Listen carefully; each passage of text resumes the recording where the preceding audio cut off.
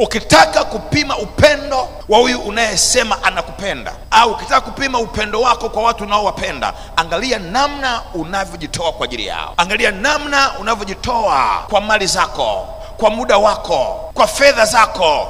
Magari yako, nyumba zako zinawasaidiaje wengine? Fedha zako zinawasaidiaje wengine? Watu wa Mungu, ndugu zangu, nini cha kutafakari hasa ni upendo wa Mungu kwa watu wasiofaa. Kuna watu wamesaulika huko nje, kuna makundi mbalimbali. Kuna wajane saizi hawajui watamkaje kesho, kuna yatima saizi hawajui watamkaje kesho. Wengine hawana school fees, hawana ada, hawana chakula, hawana mavazi, hawana pakulala, hawana viatu. Ulishawahi kuwakumbuka? Ulishawahi kuwafikiria? Nitawapelekea hata mkate, nitawapelekea hata kikombe cha sukari, hata kama ni robo, nitawapelekea hata nusu nyama, nitawapelekea hata mchele kilo moja. Ulishawahi kufikiria hivyo? Hayo mawazo ulishakuwa nayo? Ukiwa na mawazo kama hayo, Mungu wa mbinguni hawezi kukuacha na lazima atakubariki.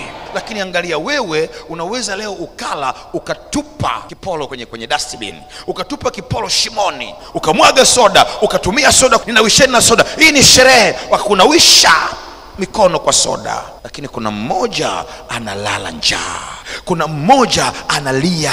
Mwanangu, mtu wa Mungu, Mungu aongee na wewe ufanye jambo kwa wasiojiweza.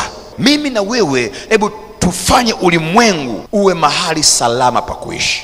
Tuonyeshe upendo kwenye ulimwengu, tukae kwa upendo sisi kwa sisi. Chuki isiwepo katikati yetu, dharau isiwepo katikati yetu, kuumizana kusiwepo katikati yetu. Atakayeweza kuifanya dunia iwe mahali salama pa kuishi ni mimi na wewe, kwa kutembea katika upendo. Nyumba yako ikiwa na upendo na jirani yako, mtaa wako ukiwa na upendo, nchi na upendo, dunia imejawa na upendo, dunia inakuwa mahali salama pa kuishi. Nani anaweza kuleta upendo katika dunia? Mimi na wewe. Tuanze mimi na wewe kupendana kwanza. Mwambie mwenzako, nipende hivi nilivyo. Mgeukie, mwangalie usoni, usimuogope, mwambie nipende hivi nilivyo.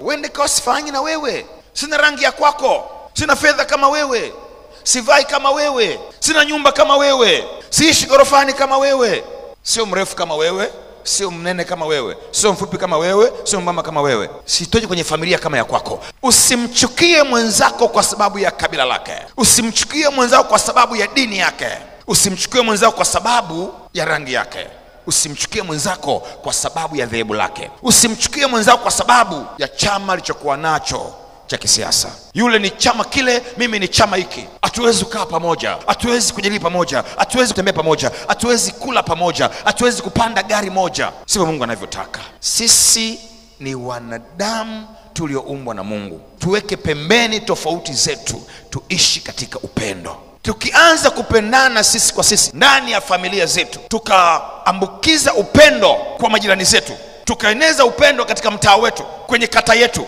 kwenye wilaya yetu, kwenye mkoa wetu, nchi nzima, kuna watu watajisikia amani na furaha kuwa na sisi kutoka mataifa mengine. Yako mataifa leo hayafai hata kuyatembelea.